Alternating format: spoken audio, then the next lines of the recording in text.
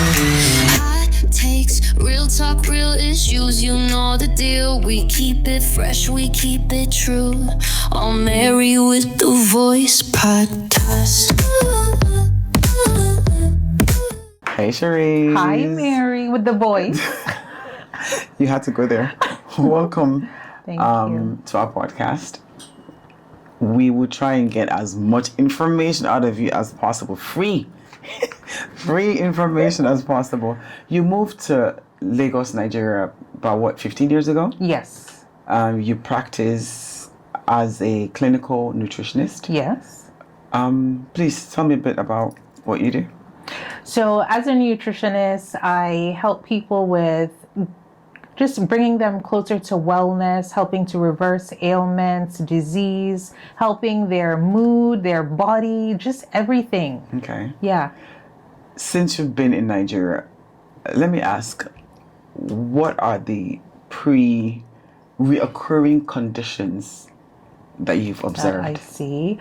I would say weight loss is a big one.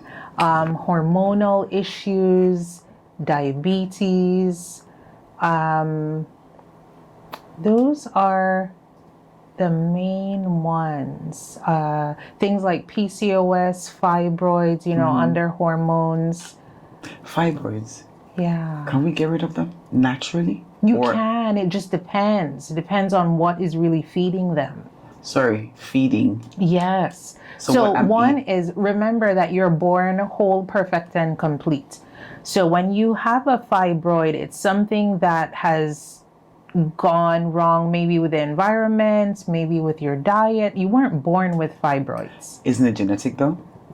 For some, it could be genetic, and that could be that you're predisposed to the foods that maybe your parents ate. You're eating the same foods. Yeah, it's kind of linked that way. And then also, it could be linked from environmental issues.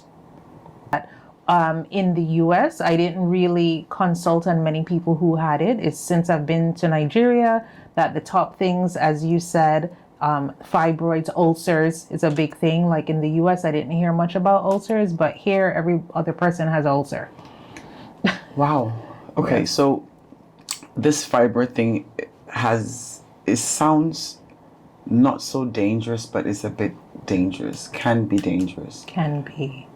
You didn't come across that in the US. You had black women in the US, didn't you? I had black women that I consulted on. African American women. Didn't have fibroids. Barely. Not like how I'm seeing people here with it. Even fibrocystic breasts, where you have cysts developing in the breast.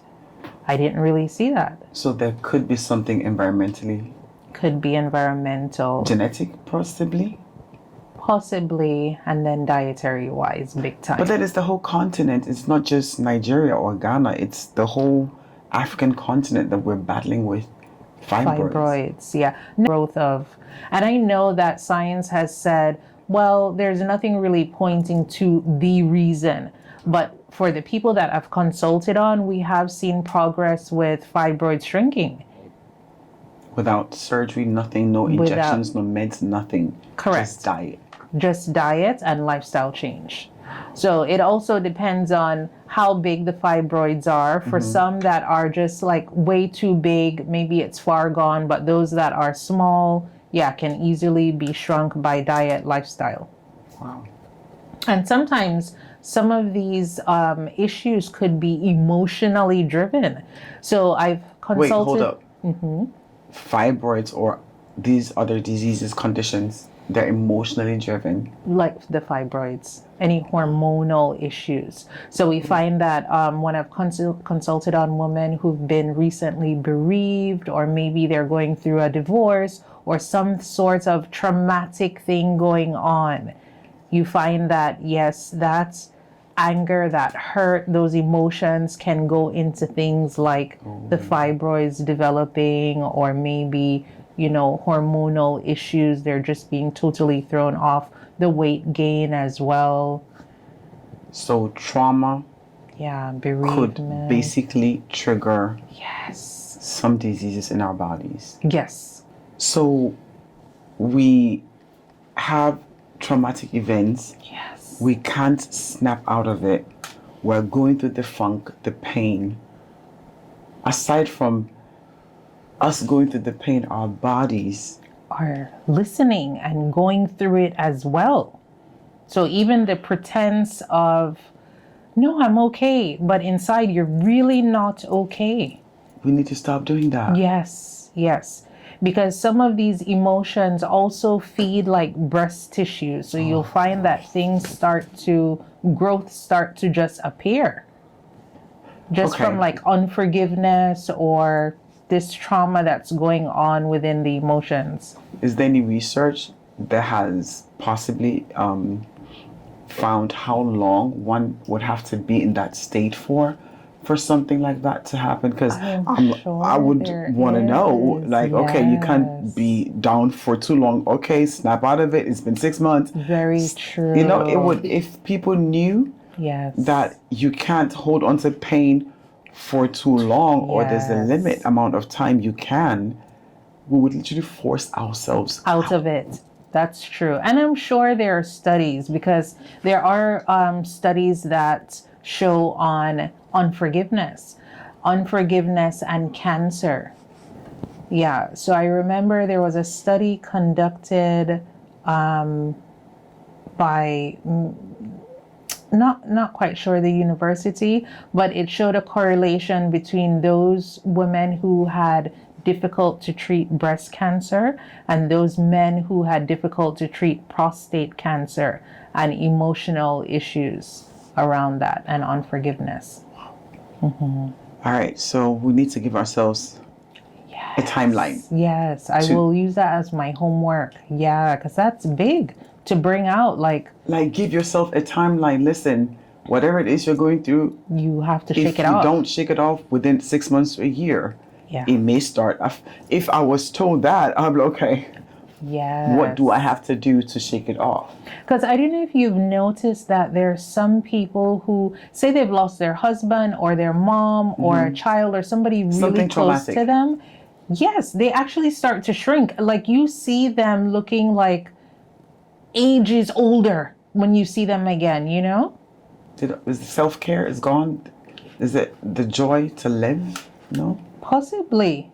Just something missing from them, something that has been pulled from them that causes them to age rapidly.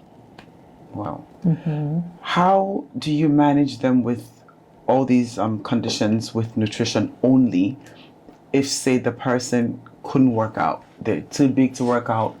They are handicapped. They have an injury, but they have to lose weight. So how would you go about it? I'm a really good listener. So, and I listen for those cues of, okay, I see that you're unable to maybe do the workout part of it, but then we look at the mindset, we look at the lifestyle, the environment, and just try and work with what you have. So nutrition-wise, that's our main focus. Look at any deficiencies or lapses that you may have in your day-to-day diet, and try and fill that gap, put them on intermittent fasting, help them to have a better relationship with food. That way they realize this is not just a program. This is something that's going to be part of you. You just mentioned intermittent fasting. Help us understand that. Because the notion breakfast is the healthiest meal of the day. Yes. And then you're talking about intermittent fasting. Yeah. So they say wake up, breakfast should be the eat like a king. Yes. And here you go talking about intermittent fasting. Yes. So remember that. So people literally take the word breakfast to mean when they wake up, jump into food. But really the break fast is breaking that fast for the night before. And it could mean you could break your fast at 10. That's okay. We don't have to rush it. Let's look at other routines that we're doing in the morning. Spread your bed, do your stretches, do your water therapy. And that water therapy really gets your cells up. What a therapy is what? The water therapy. So once you wake up in the morning, once your eyes open, you just start drinking water. And this would be your room temperature water that you've put on your bed the night before. And you take your time and drink. And as you're drinking, you actually feel your cells waking up. You feel your body waking up. And so this water is going from your head all the way down to your feet, the vessels, all around the ligaments, the joints. And before you know it, nature calls you to go to the toilet. Okay. Let me give you the reality of things. Okay. Alarm goes off. You jump up, rushing to the bathroom, rushing to brush your teeth, rushing, literally, that is our lives. Yes. That is, you're talking like We have all the time. But you know what? That's why I know. That's why you plan. Water, stretches. I'm looking at myself like, how did I wake up this morning?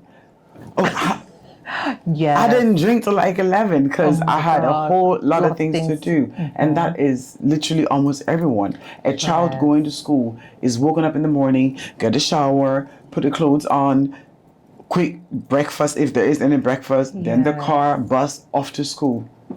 We don't do the drink, room temperature, stretch. It's like the ideal thing. How can we make it real applicable to people going to work, going to the offices? You know, we don't have toilets on these roads, restaurants to just stop and go use the bathroom. So you can't tell me, start with a liter 500, drink warm, and I'm heading out to work. I know. It might take me an hour. Some people take 2 hours to get to work. If you're not a man, right, that's a problem. You already know. So I'll say that it's so intentional and deliberate, and I'm talking from experience. So we have 4 children. They're all 2 years apart, and very deliberate in bringing them up. And so we had a chart for everything. So we have this like plaque chart, and it's the 3 W's every morning: wake up, water, and wee-wee. So you drink your water first before you get out the bed. And so from the night before, everybody has a water bottle by their bed, and they've already planned how they're going to wake up in the morning. So we just kind of, help them with that intentional living, because you want your children to be happy when they wake up, and so there's no rush. Once you rush them, it becomes stomach ache, quarreling. By the time they get to school is another problem. They're just like a bag of nerves. So how we wake up impacts our day? Yes. And you wake up from the night before. So the night before you're going to... Hold up. How you wake up. How you wake up. Is from the night before. So that night before, you're going to plan that, okay, tomorrow morning, this is what I'm doing. Let me pack my school bag. Let me pack my work bag. So I'm all ready. In your mind, you know that I'm exercising in the morning. I already have my shoes there. My clothes are out. So there's no excuse. That way you jump right into it. Because otherwise, if you go on feeling, in the morning, you're going to be like, how do I feel? No, I'm totally not exercising this morning. That's been me for a bit. Okay. Healthy eating is expensive. Truth or fiction? I would say fiction, because it depends on the way you look at it. So, Sherese, money is money. I know, money is money. How are you going to look at, which other way do you want to look at it? So, you know how they say there's always a price to pay. You either paid up front or you pay it later. So with even, involving children, you can have like some little pots out, give them some responsibility. Children love to help. So you give them some seeds, some spinach seeds, tomato seeds, ewedu. Everybody has their own little pot. They water it. They love how they see the things coming up and growing. That's your organic food. And that can be done even in sacks. So even if you don't have a space like a farm, you can put it in sacks, you can put it in pots, and everybody's excited to go out and pick the bell pepper or the tomato. I would love to learn how to do that. Do you teach that, how to plant? We do sack planting. Sack, because I don't have space, but I would love to have, because things be expensive lately. Yes. Yam, sweet potato. Sorry, yams. Yes. In sacks? In sacks, yes. So our next sack planting is coming up in a couple weeks. I'll send you the flyer. You plant yam in sacks? Yes. Organic. Organic, yes. And of course, it's in your yard, so you know exactly what's going on. They're not stealing it. Yup. Yes. Please do. I would love to know. So it doesn't have to be expensive, but people are still complaining eating healthy is expensive. Yeah. Eating organic things is expensive. Fruits and vegetables are expensive. Yes. How are we supposed to keep up with eating healthy? Another idea is to do a co-op. So, at work, people are busy, but if there's someone who is able to go to the market, gather, and then divide, or someone who has land and has other people who can just monitor the land and plants and everything, and all you guys do is harvest, it works out. How do you find the co-op? It's just asking questions, and then before you know it, all these people start to show up. So there are co-ops on the mainland, co-ops on the island. Why does it feel so hard for women to lose weight? That is a big question. And I think one of the reasons, women are just designed differently. And so we go through so many hormonal issues. We have our puberty, menstruation, childbirth, pregnancy, menopause. It all goes in an up and down cycle. Sometimes we're craving, sometimes we're low. We're emotional creatures. So we're constantly going through it. Yeah. And our bodies are just different. So men have more lean muscle and women have, fat accumulated in different places. We're shaped differently. So all of those are factors, which means that we have to be deliberate and intentional with everything that we do. So trying to lose weight as a woman is basically you fighting nature. Not really. That's what you said. Not really. Kind of like...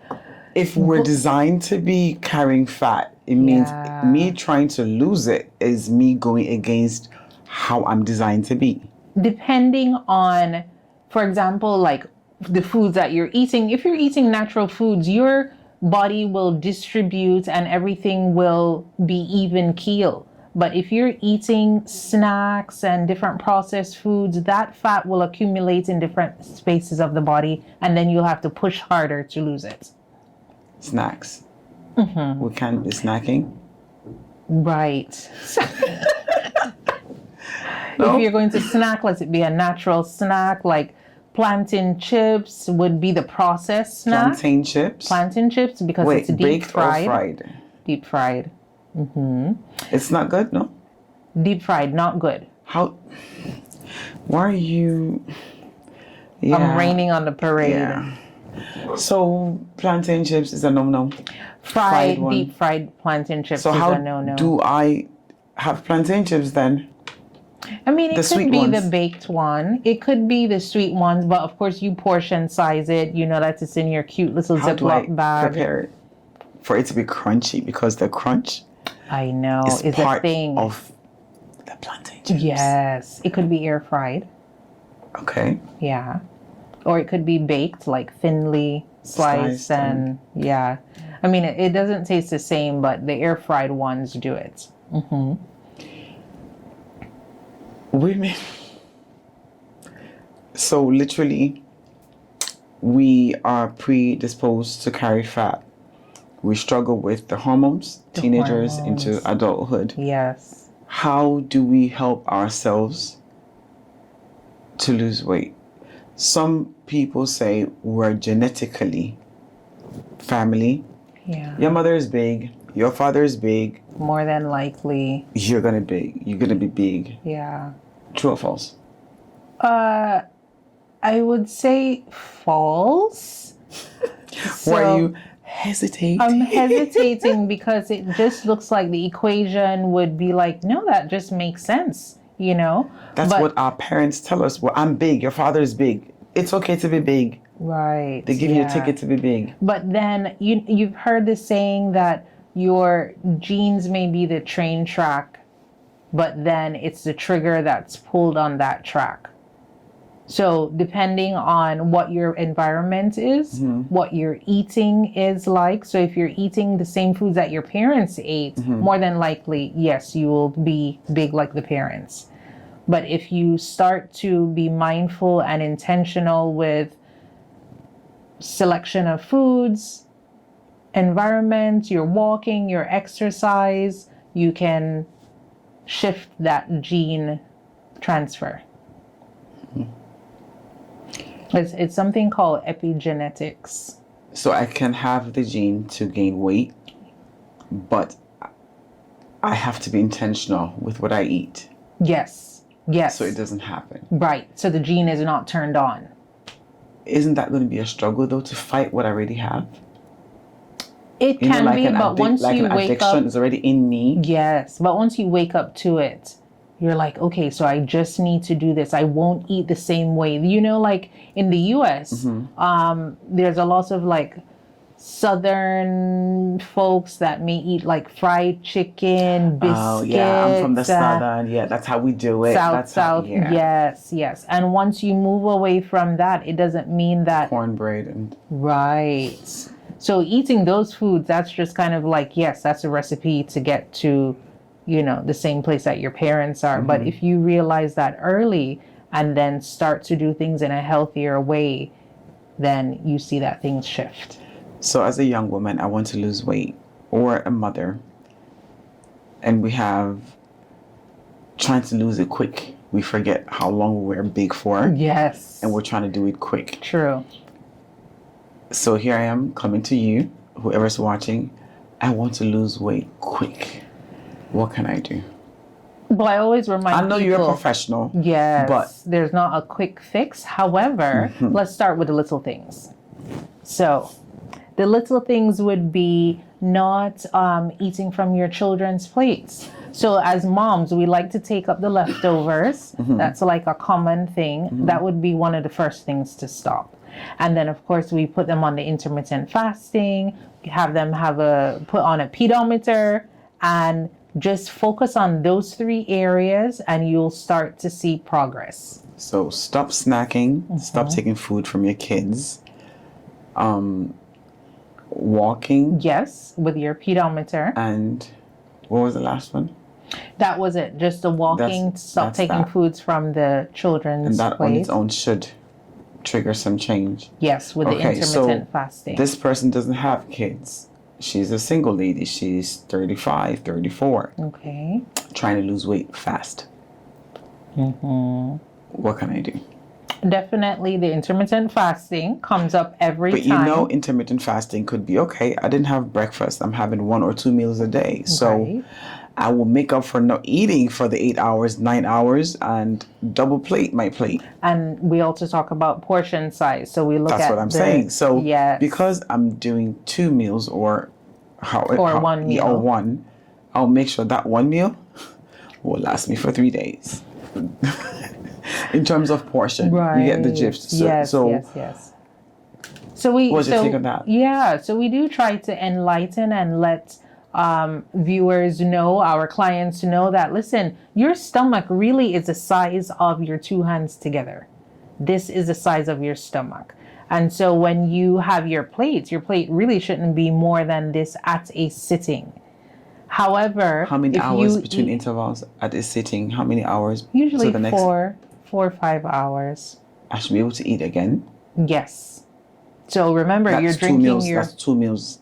That's 2 meals. That's 2 meals. That is for the day. That's for the day. Okay. And then remember, if you do eat more than this, it does stretch the stomach. The stomach is able to take in more. So that's how we're able to eat more than, we should be eating. But one of the main things also is when you're eating natural foods, say, for example, you have your veg, you have your vegetable soup, your salads, your body will tell you that you're okay, that's enough.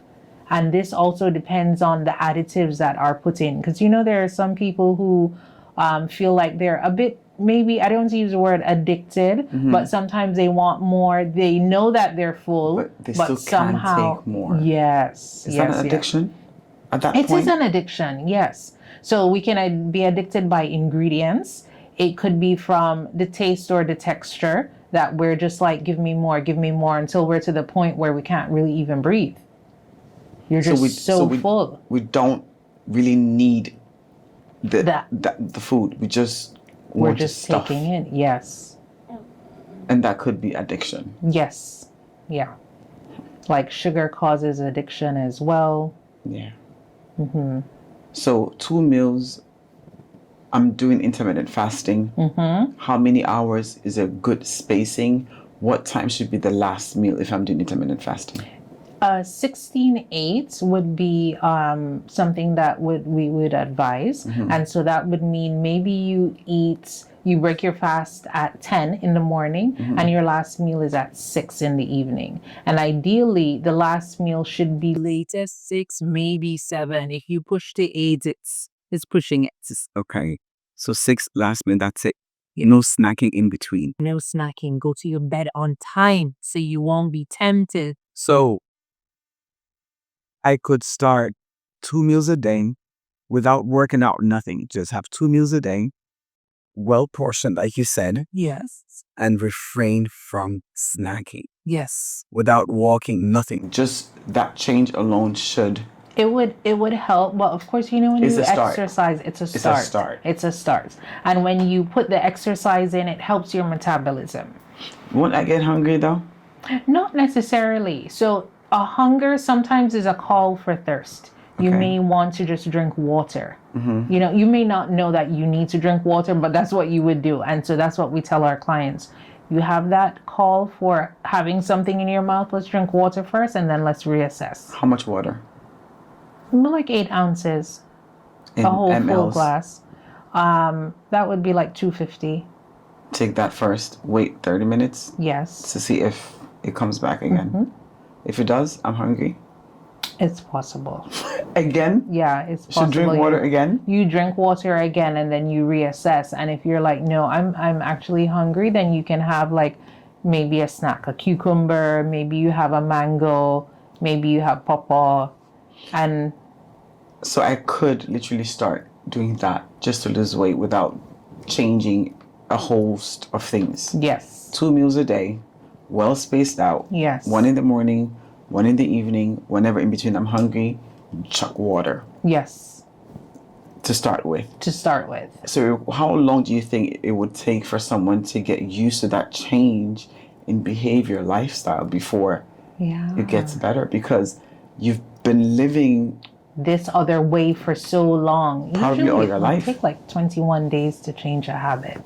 21. 21. So and you you have just to- take it one day at a time. And we really look at the environment, like, are you under any stress? Because stress will also push you to eat as well. And when you're stressed, what's the first thing you think of? Is it food, or is it, let's try and change the activity and do something else? So we put different fillers there just to help. So there has to be a bit of consultation to see Yes. the lifestyle. You can't just I mean, you can always try and change some things, but then you may go back to the old you. And when you have accountability, it really helps you to sit up better. so you have to be deliberate and conscious of what you're doing. Yes, yes. Okay. Fresh cooked foods, meals, refrigeration, microwaving. I know. You know where I'm going with that. Yes, yeah. So of course, fresh is best.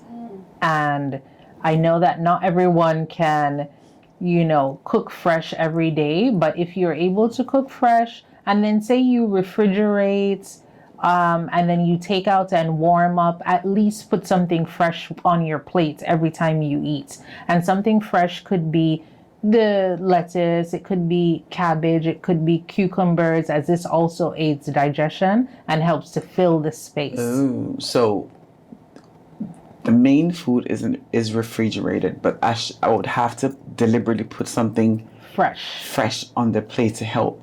Yes. So what it means, whatever was in the fridge is dead. It would be, yeah, it would be. So you're getting more micronutrients, more living nutrients from that fresh food. So how long would you say we should refrigerate or freeze? Food. Some people freeze food for months. I know. I would just say, whatever works for you. However, make sure that when you're warming up, you always put something fresh on top. It could be the ugu or it could be the bitter leaf. Add something fresh on top. So if at we least don't do that, it means we're eating dead food, basically. You're not getting the nutrients that is readily available. Nutrients are there, but it's not like, the No best of potency. the best. Yes. And of course, microwaving food, that's even taking it on a whole nother level because you've changed the molecular structure of the food. So we don't even own a microwave. In your home, Correct. how do you warm your food? We just put on the stovetop. And it takes the same amount of time. I mean, it's an illusion sometimes, How are you going to warm your soups, I don't know. We mostly cook fresh, but say we Okay. put it in the fridge, we will just take it out and warm up what we need. That means Whereas- whatever you eat has to be quickly cooked. It can't be something you take hours to cook. Right. Like yeah. banga soup. You know the time it takes into cooking banga soup, for example. Yes, that would be a fresh meal. So I'll have to do banga soup every week. Have we become But- lazy? We've become lazy. We've become multitaskers. We don't have the time. And so sometimes you have to look at your lifestyle, your home. Do you need a chef to do that for you so that at least you're still getting, good food? Right. Yeah. Because otherwise, if you do put pots of soup or containers in your freezer of that banga or whatever it is, you would just need to add like bitter leaf to it or some ugu to it to at least give it some sort of freshness there. Add some nutritional value back in. Back in.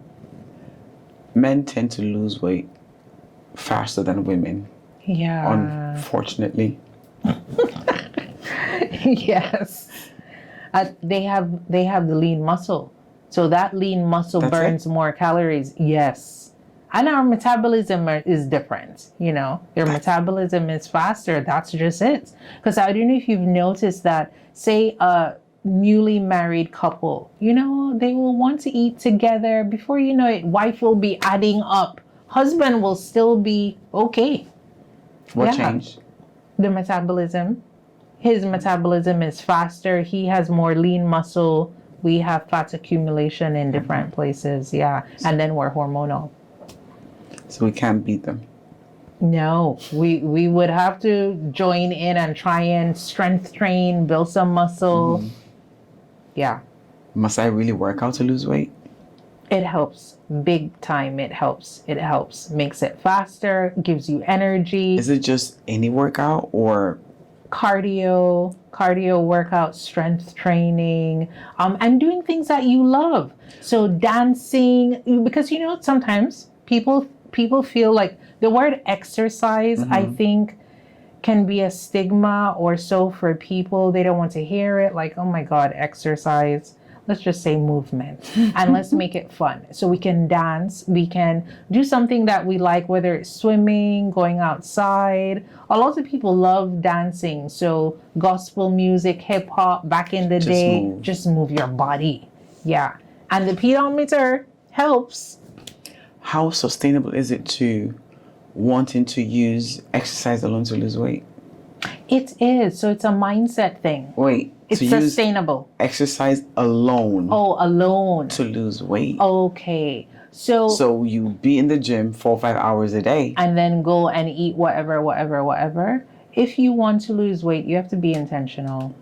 So that means intentional with your diet, making it balanced, intentional with your food, your sleep. What does balance mean? Because to me, balance could be 2 bowls of fufu or eba. And now I'm doing 1 bowl of. What does balance mean? Can I still do the eba, or I have to change the whole dynamics of my plate?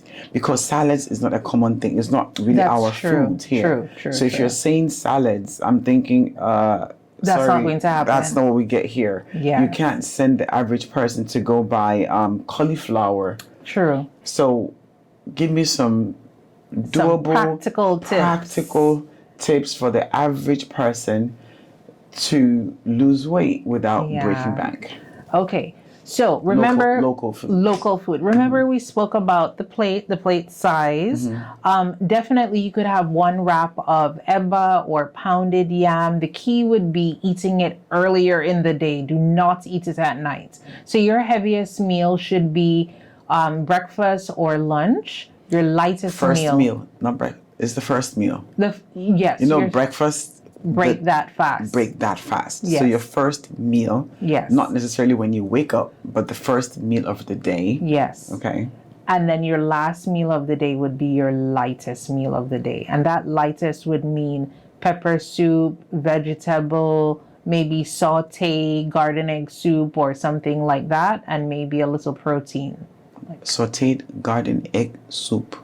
Well, I mean, saute vegetables. So you Okay. can do like garden egg soup with some fish or mushrooms. So we can literally just take this, have the soup. That's it. Only. No swallow with it. In the evening, correct, to so make just it the light. soup.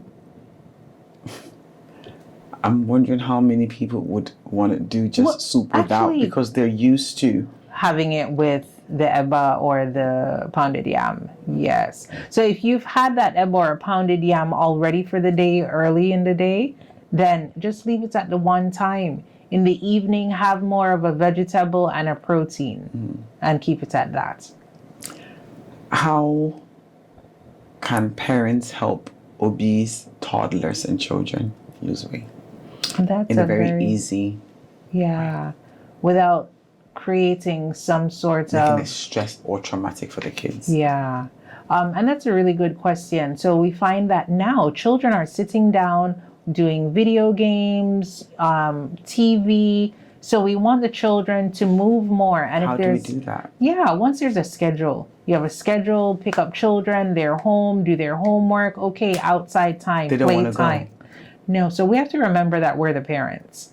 And as the parents, you schedule that time and you say 4 to 6, this is what you're going to do. Your TV time is going to be on a Friday, not in the week. So if we put rules down, it doesn't matter what their other children are doing at school. We have to put the rules down and enforce them. And then it becomes normal. It's not like, oh, this is odd.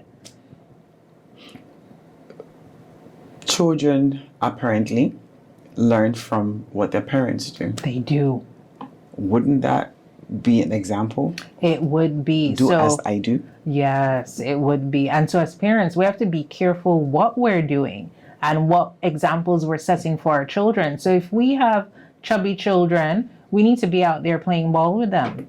I was about to say, you can't just open the door and tell the child, go and out. play. Right. Let's go. Yes. Be with the child doing things and making it fun too. Yeah. Pregnant women trying to maintain their weight during pregnancy. Yeah. And usually They have cravings they're fighting. yes. How do True. we? Yeah. So it's not the same. You see that hormonal thing? Up and down, up and down. How do you fight? You can't literally fight what is happening inside of you. Yeah. How do we, Create a balance for that. before you double your size at the end Yeah. of the pregnancy? What can we do? Well, during the terms of pregnancy, we do take, the mom along, help them with knowing what to eat. But if the cravings come up, you can go ahead and give in to the cravings. You just won't overdo. And when you're pregnant, that's not the time to diet. So we just want them to, it's okay. If you want to have a bit of ice cream, have that bit of ice cream, one scoop, and know that, okay, you've had it. And so that way you're not overdoing and being overboard. You're just being very mindful of what you're taking into the body. It's a whole mindset thing because your Yeah. mind can play tricks on you. It does. Yeah. There is addiction. that It's could- real. And hormonal, you can't even fight the hormones. Yes. And then she has the baby and wants to lose weight quick. So the quick way to lose weight After the baby. After the baby, breastfeed. Breastfeed. And I do know that some people will be like, when I'm breastfeeding, I'm most hungry. I'm eating the whole house down. Yeah, it just depends. But there's certain foods that will make you constantly crave and certain foods that will make you satiated. Such as? The fruits and the vegetable. You eat Any them. of them? Any of them. You eat them and you're like, okay, I'm actually all right. And once you don't have like the chips and different things around the house, the breads and so forth, once it's not there, it's out of sight, out of mind. True. But then you have the kids that want it. Kids. You have the It's kids. a constant battle. Yeah. So I'm struggling. I'm trying to lose weight. Natural appetite suppressants. What can I do? I'm constantly hungry. Please don't say fruits and vegetables. Okay. I'm just trying to. I don't want to hear fruit and vegetables. I'm struggling with. I'm doing intermittent fasting. Okay. So I'm doing the 2 meals. I'm trying to stick with it 21 days. Yes. So that it gets better. Yeah. I'm trying to shrink my stomach and everything. How do I help with cravings You can or use the appetite? Yeah, you can use green tea. You can use black coffee. So this means when you wake up in the morning, you do your stretches and all the things, then you can just brew green tea. Green tea actually acts as an appetite suppressant. It's polyphenols, flavonoids, and so forth. Really helps to suppress the appetite, along with black coffee, just straight black coffee. And these two do not break your intermittent fasting. So black coffee, no milk, No milk. no sugar, Correct. just the coffee. Yes. And it actually takes away the cravings. Decaf, or it doesn't matter? It doesn't matter. So every time I'm hungry, coffee. Well, once you take the 1 cup, That should be it for until the next meal. right, you'll and be take another okay one until before you the break next your meal. fast. Okay. Yeah. Because you're just going to do it before you break that fast. It helps a lot. And then water, of course, In between. Yeah. Weight loss concoctions. So many different ones. Slimming teas. The slimming teas are there. What's your take on those? They do help. I mean, the slimming teas. They do help? They do help. I mean, How so? they're pushing out a lot of water. Sometimes they cause you to have, Dehydration. right, which means that, yes, you have to hydrate very well. Some of them cause you to go to the loo. You're purging a lot. However, this is not something that's sustainable. So if you're doing this just to reduce the tummy to get into that dress for that night or something, that's okay. Otherwise, it shouldn't be something that's done over and over. Side effects. Yeah, side effects. I mean, you don't want to have something that's constantly sending you as a purge. But some natural solutions for quick, metabolism would be things like ginger, cayenne pepper. Those are different like shots that you can take to also aid the metabolism. What are some of the common nutritional deficiencies you've come across? If any. No, I definitely come across a lot. So vitamin Bs, we have this test that we do at our office called a nutrient analysis test. And it really detects all those nutrients that you are deficient in. Things like the B vitamins, it might be B12, it might be your niacin, it might be B6 and so forth. And so this means that your Bs, you're to get it from your whole grains. But if you're eating whole grains that are constantly stripped, so for example, rice is one that, has been bleached, it has been processed, and at the end of the day, you only have the pellet that's left. So you're not getting in those vitamins that help to digest this grain. And so it's pulling from your own reserves, which now causes you to be deficient. Another common deficiency is vitamin D. Now we are in Africa, we're in Nigeria, the sun is shining, but we're all indoors. And so vitamin D deficiency can also cause mood disorders, can cause weight gain, can cause you not, Weight gain? Yes, insomnia because it's digestion. Can cause insomnia. If you don't have your vitamin D levels up to par, it can cause just a lot of different metabolic issues within the body. Yeah, it's a big thing. But once you fix it, everything tends to stabilize. You feel better. You even feel better about the movement. How do I replace rice? You literally just killed it for me. You just said rice. Basically, it's just like, I watched you say the strip. It's just the pellets. Okay, Yes. so we can't live without our jollof rice, right, which I'm not whichever saying form of rice. Don't eat no, rice. so okay. Plantain, yes, yam, or rice. Which one should I pick? I would pick plantain or the yam. I wouldn't eat the rice so often. Like, it's okay to eat rice, but make sure that it's more of a wholesome rice, like ofada rice, abakaliki rice. Obahu? Abakaliki. What is that? So that's the rice that it's kind of like a red grain rice. And it still has on the bran, it still has on the germ on it. So it's local. It's local, and it hasn't been processed. So all they've done is picked the grain. And it takes a longer time to cook it, but it's definitely, you only cook small amount because the rice is going to swell. Yes, and it's delicious. Has a nutty taste. You can infuse it with like red cabbage. You can do so many different things with it. Jollof, the abakaliki rice. No, don't do that. Don't. We're already fighting the jollof war. You want to bring it No. Let's leave the jollof rice where it is, how it is, and deal with the local grains. So, yam, plantain, rice. Definitely it's going to be the plantain yam. Yes, and you have varieties of yam. You have the water yam, the cocoa yam. Cocoa yam, yes. Yes. Please. And cocoa yam is actually very good for your gut health. Than the ordinary yam. Than the regular yam. That cocoa yam is more fibrous. It has prebiotic properties. So this has like enzymes that will help the digestive system. It will also help to clear the colon. So this fiber is helping to pull and push things out as well.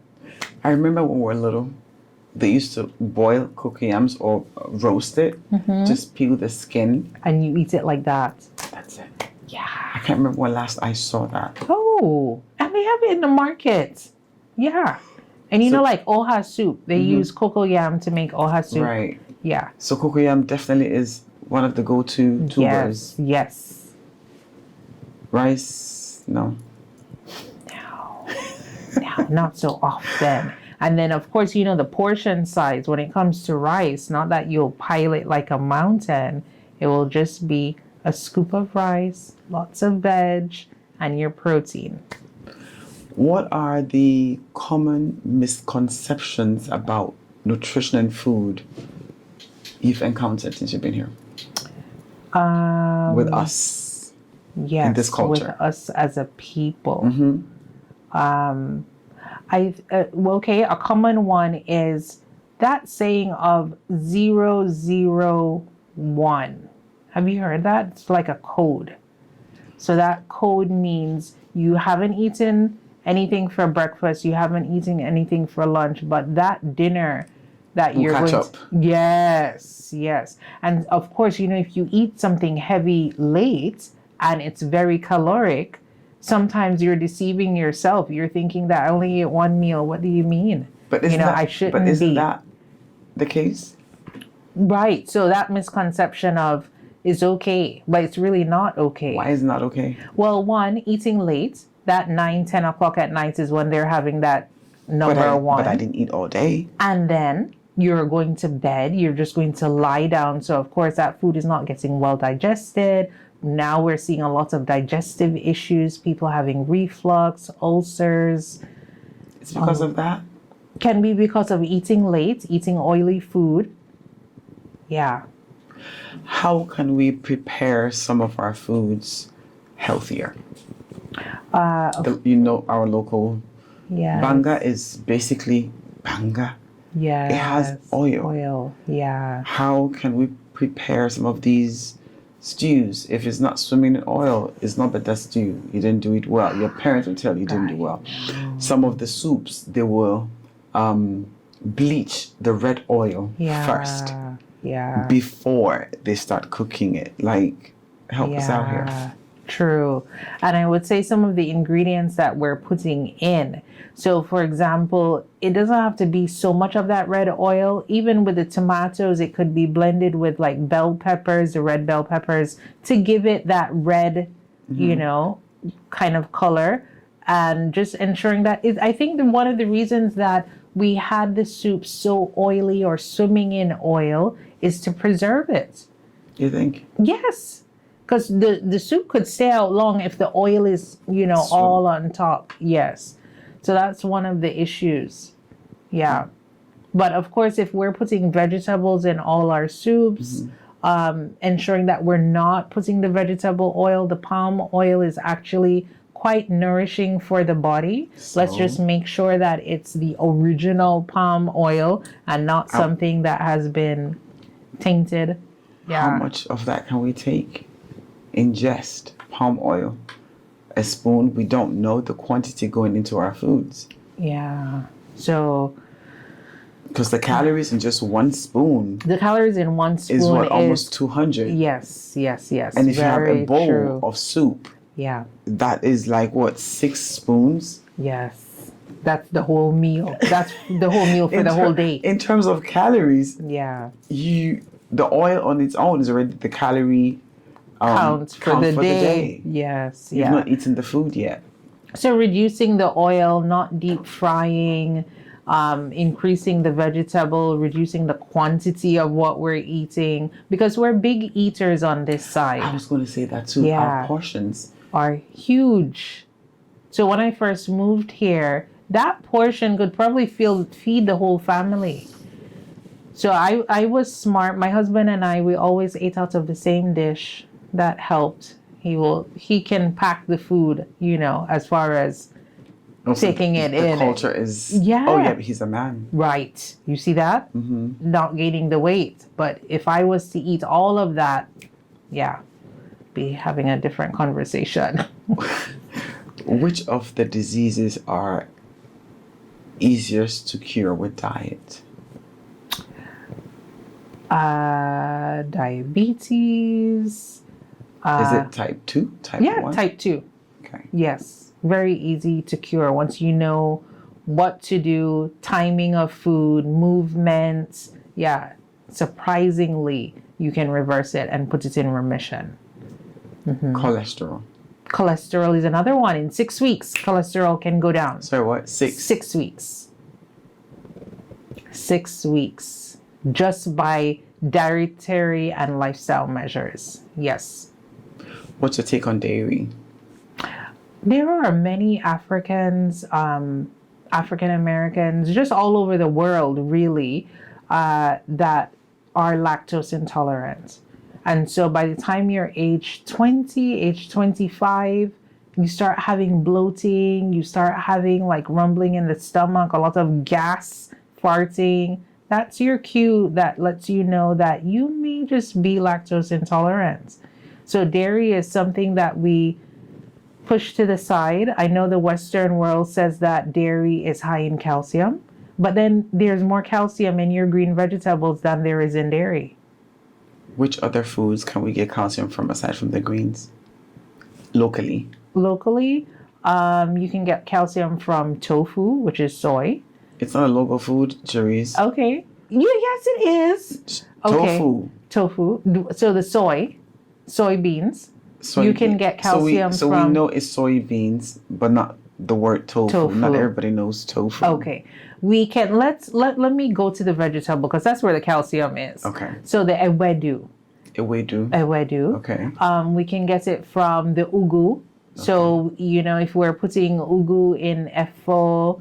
we get it from spinach as well. So these things have to be fresh then, because once refrigerated, it loses some of the nutritional value. Very true. So fresh, cooked, every day, every other day. Moringa as well. Okay. That's something that's very common. And some of these nutrients are released under heat. So, for example, right now we see a lot of men with prostate issues. And so things like tomatoes, watermelon. If the tomatoes are cooked, the lycopene is extracted in more of a concentrated way for that prostate issue to reduce. I'm struggling to gain weight. It's not all about weight loss. Yes. Sometimes people struggle to gain weight. True. Healthy gain. Yeah. So a healthy gain would mean you're going to eat frequently. They can't eat. Some people just can't. Because that's one of the ways that they're going to kind of like help to add up a bit. So which other ways can they, in a healthy way, because you don't want them to go using, they packaged can. foods and things. Very true. So we're focusing on the healthy fats, things like avocados, nuts. These are expensive things, Sherese. Avocados? Yes, they are. One costs a lot of money. Groundnut soup. Like the groundnuts in the bottles, or No, so before they get to the bottling stage, they do the paste, the one they use for cooking. The one they use for cooking, yeah. So groundnut soup. They can also have coconut milk. So coconut milk.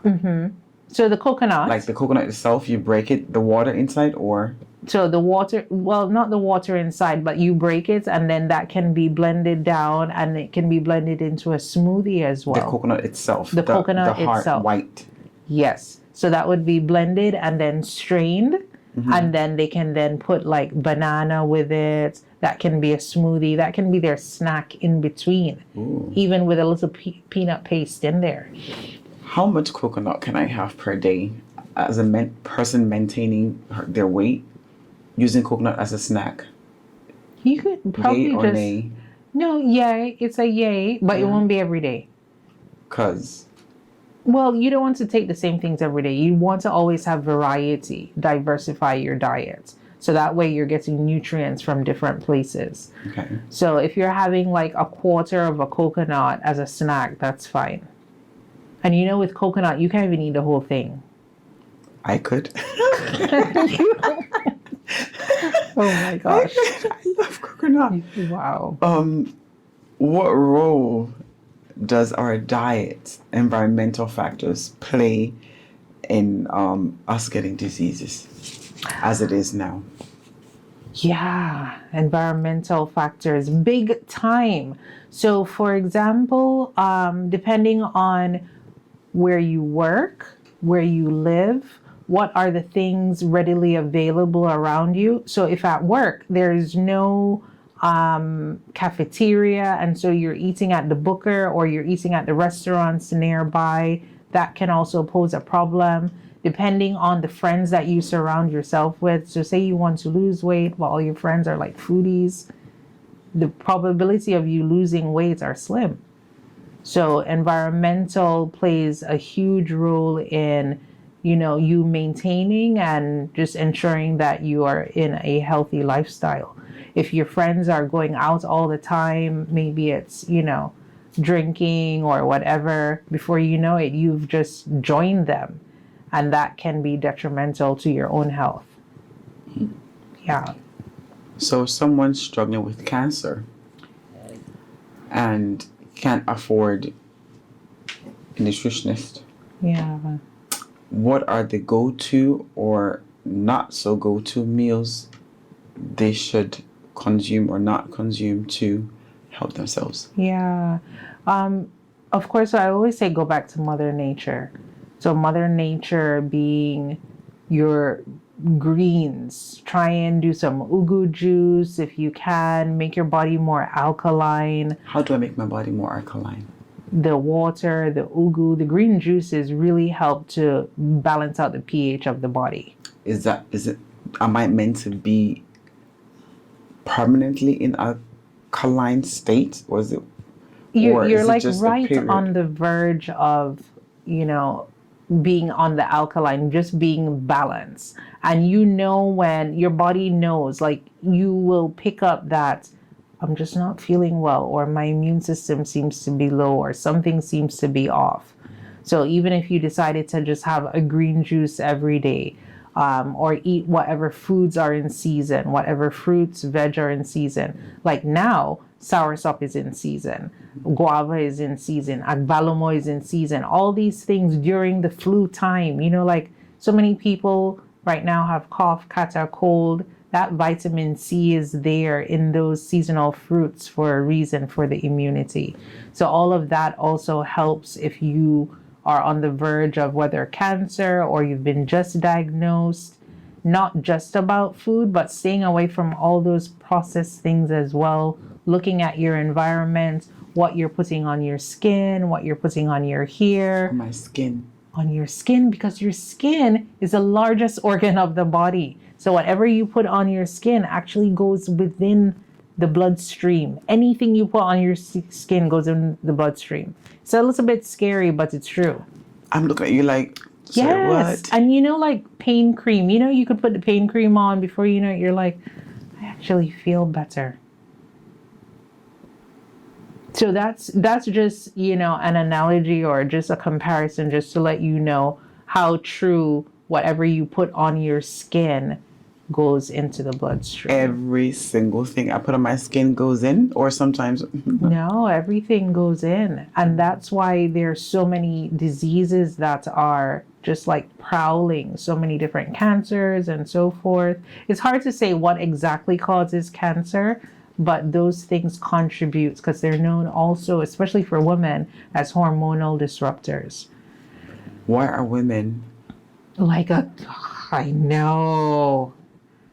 know having more cancers now at a younger age too? Yeah, we're environmentally exposed to so many different things, and we're the ones that use all these different products. We're using facial products, we're using different things on our skin, underarms. Yeah, so we have to be conscious of. We have to read the ingredients on our skin as well. Even so not in just your... what we're ingesting. Correct. Goes on our skin. Yes, including even your sanitary products.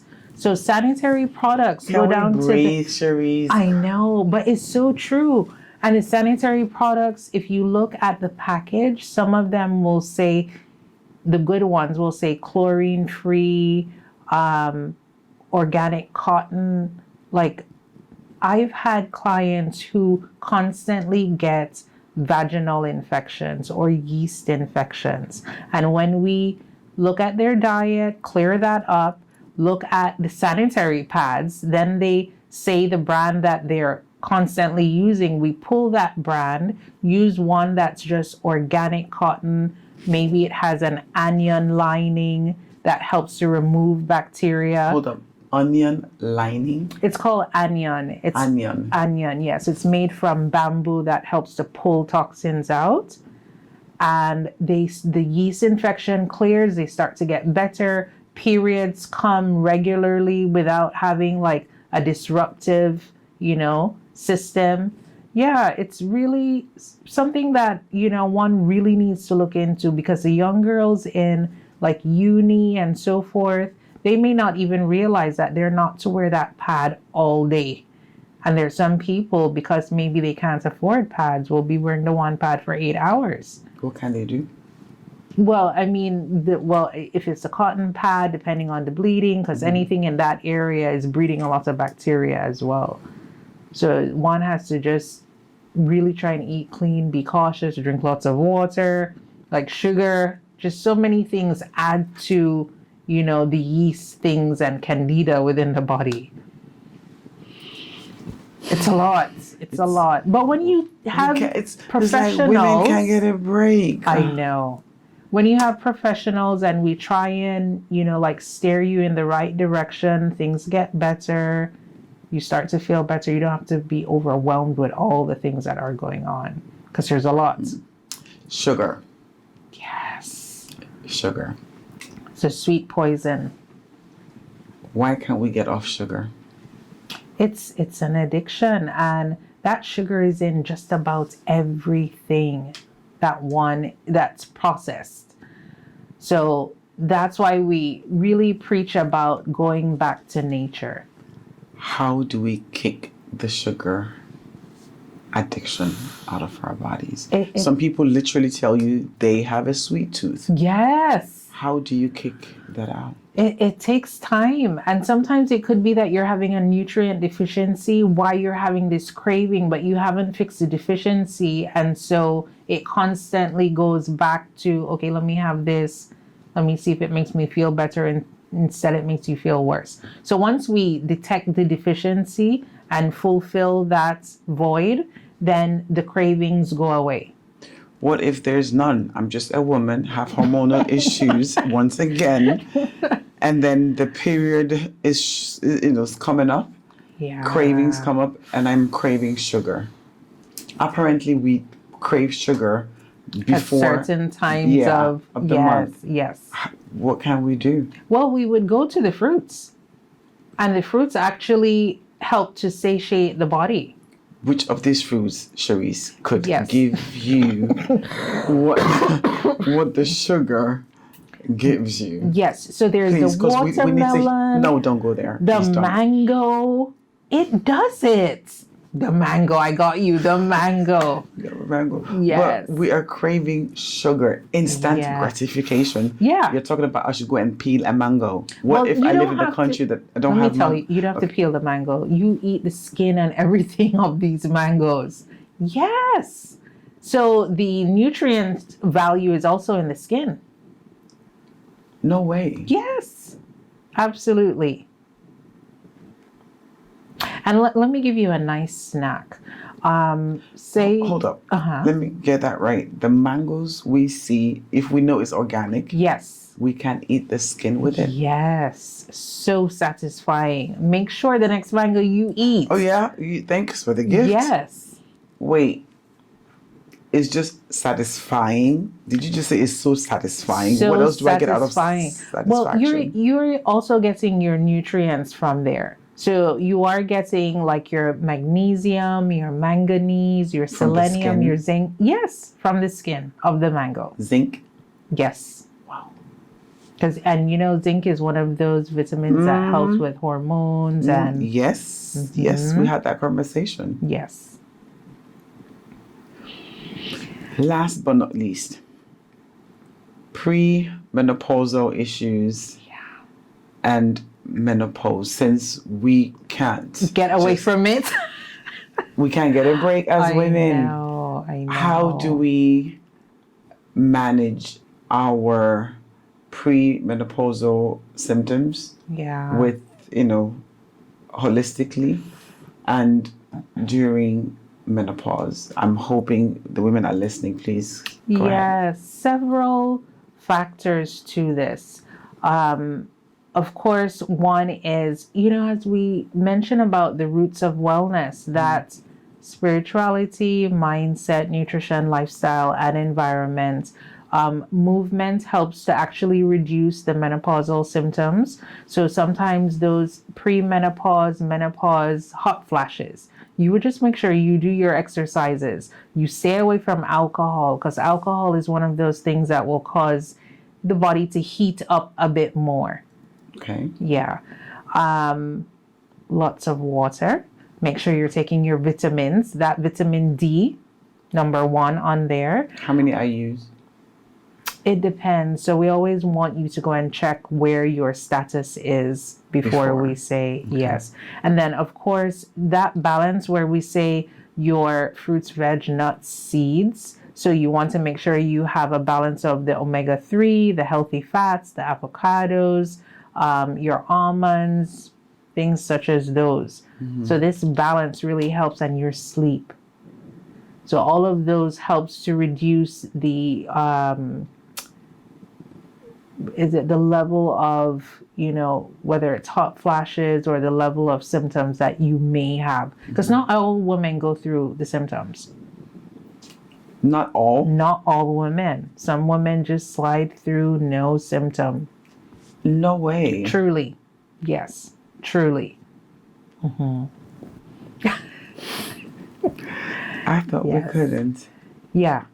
So some women don't have those issues. Yeah. Okay, so what basic diet, to round things off, could we have, man, woman, it doesn't matter, to keep a healthy diet, a healthy weight and wellness without breaking bank? I would say whatever is in your environment, whatever is in your country, that whether it's in season, you ensuring that you're doing your fresh foods. So whether it's your salads, just keeping that balanced plate. Eating, of course, your carbs. Carbs is not a bad thing. So you have it's not a bad thing, because I know which of the carbs we're talking about the complex carbs. So the complex carbs are like your yams, your plantain, cocoa yam, etc. Okay. Yes. So you're doing your complex carbs, Sorry, your you missed out protein, your Eba. fats. No? Yeah, the Eba is there Eba is too? the complex. Yes. Okay.